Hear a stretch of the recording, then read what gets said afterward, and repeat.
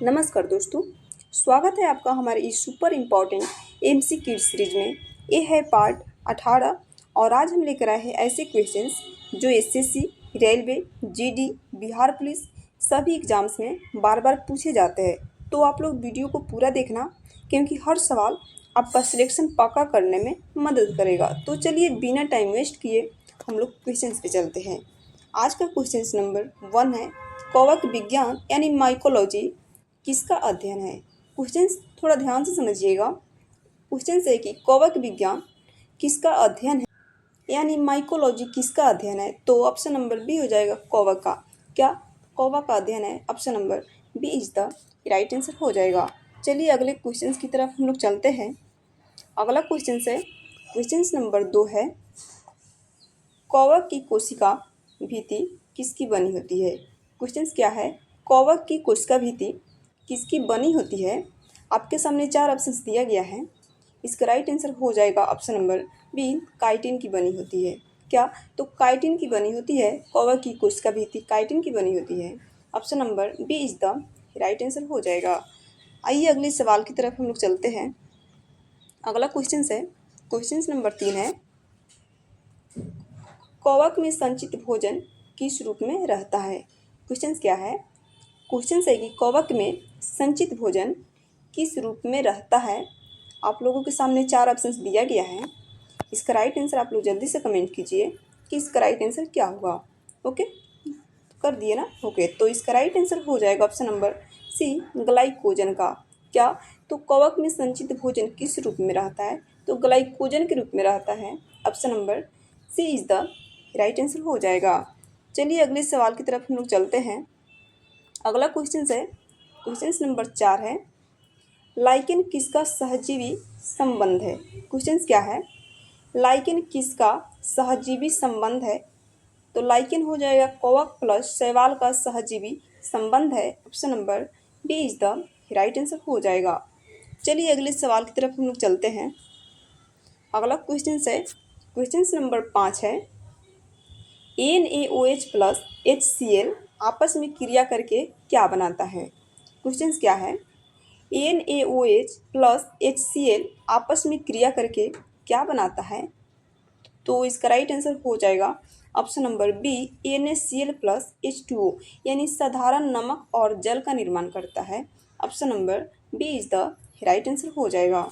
चलिए अगले सवाल की तरफ हम लोग चलते हैं। अगला क्वेश्चन है, क्वेश्चन नंबर 6 है, बेकिंग सोडा का रासायनिक नाम क्या है।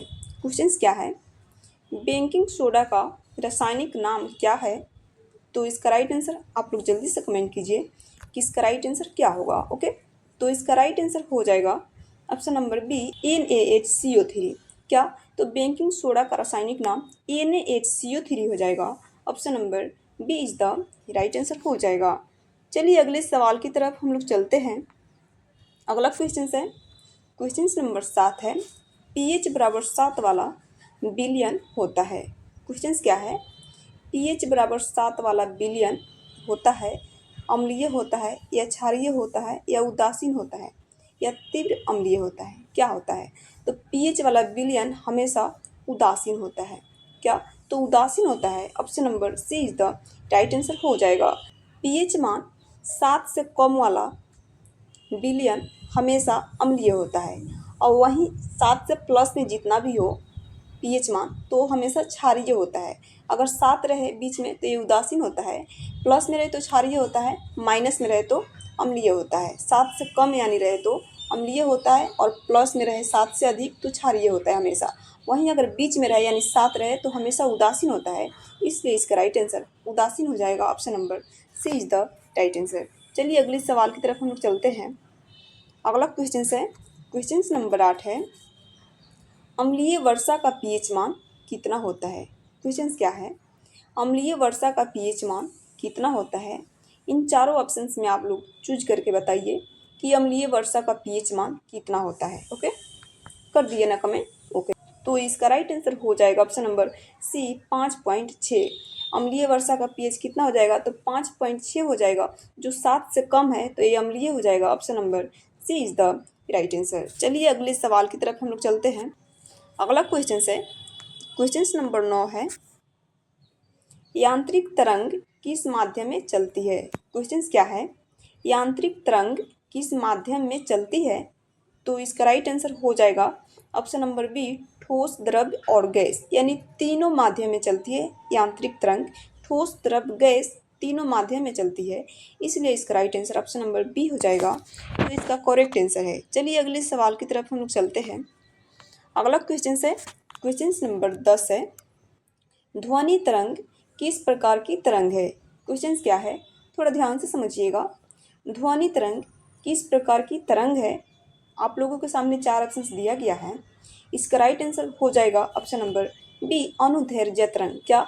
तो अनुदैर्ध्य तरंग हो जाएगा। ध्वनि तरंग किस प्रकार की तरंग है? तो अनुदैर्ध्य हो जाएगा, option number B is the right answer हो जाएगा।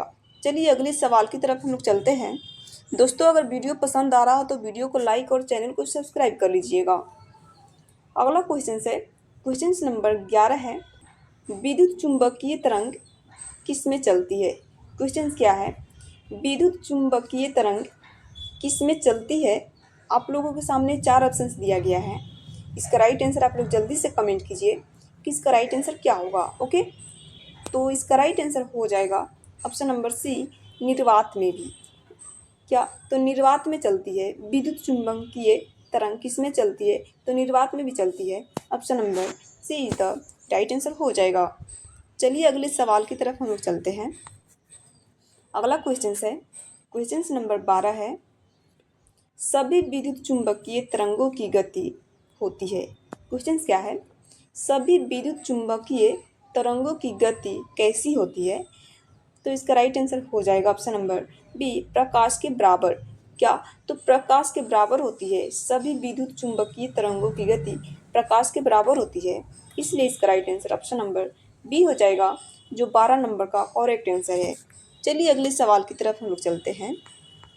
अगला क्वेश्चन है, क्वेश्चन नंबर 13 है, भारत में कुल कितने राज्य है वर्तमान में? क्वेश्चन क्या है, भारत में कुल कितने राज्य है वर्तमान की स्थिति में, बताइए। आप लोग इसका राइट आंसर कमेंट कीजिएगा कि भारत में कुल कितने राज्य है। ओके, चलिए अगले सवाल की तरफ हम लोग चलते हैं। अगला क्वेश्चन है, क्वेश्चन नंबर 14 है, अनुच्छेद 1 किससे संबंधित है? क्वेश्चन क्या है, अनुच्छेद 1 किससे संबंधित है? नागरिकता से, राज्य से, भारत राज्यों का संघ है या चुनाव से? अनुच्छेद 1 किससे संबंधित है? तो इसका राइट आंसर हो जाएगा ऑप्शन नंबर सी, भारत राज्यों का संघ है। किससे संबंधित है अनुच्छेद 1? तो भारत राज्यों का संघ है, अनुच्छेद 1 में कहा गया है, option number C is the right answer हो जाएगा। चलिए अगले सवाल की तरफ हम लोग चलते हैं।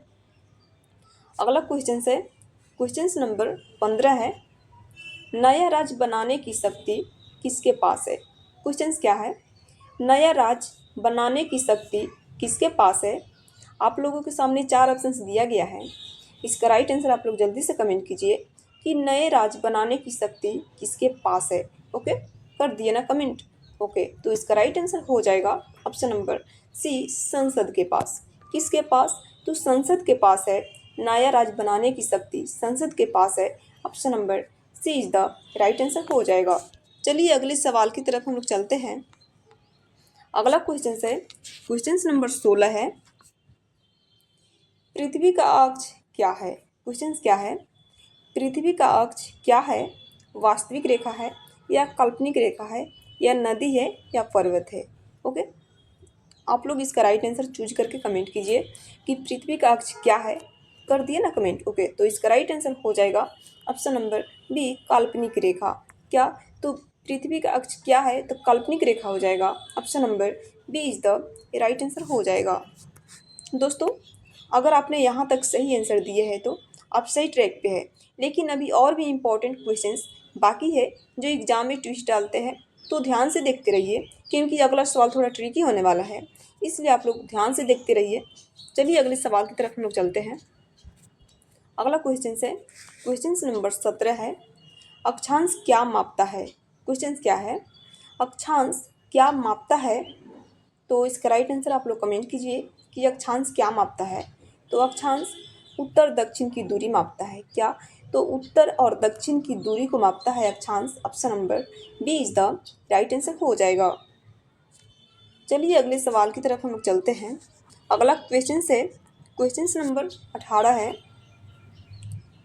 ध्रुवीय क्षेत्र कहाँ स्थित है। क्वेश्चन क्या है, ध्रुवीय क्षेत्र कहाँ स्थित है। आप लोगों के सामने 4 ऑप्शंस दिया गया है। इसका राइट आंसर आप लोग जल्दी से कमेंट कीजिए कि ध्रुवीय क्षेत्र कहाँ स्थित है। ओके, इसका राइट आंसर आप लोग कमेंट किए जल्दी कि क्या होगा। ओके, कर दिए ना। ओके, तो इसका राइट आंसर हो जाएगा ऑप्शन नंबर सी, 66 डिग्री से 90 डिग्री के अक्ष पर। क्या, तो 66 डिग्री से 90 डिग्री के अक्ष पर ध्रुवीय क्षेत्र स्थित है। Option number C is the right answer हो जाएगा। चलिए अगले सवाल की तरफ हम लोग चलते हैं।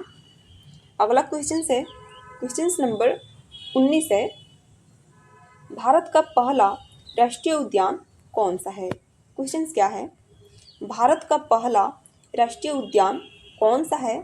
तो पहला राष्ट्रीय उद्यान जिम कार्बोनेट हो जाएगा। Option number B is the right answer, zinc carbonate हो जाएगा। जो भारत का पहला राष्ट्रीय उद्यान है, जो कहाँ अवस्थित है, तो उत्तराखंड में अवस्थित है। कहाँ, तो उत्तराखंड राज्य में स्थित है जिम कार्बोनेट उद्यान, जिसकी स्थापना 1936 में हुई थी। कब, तो 1936 में हुई थी उत्तराखंड में।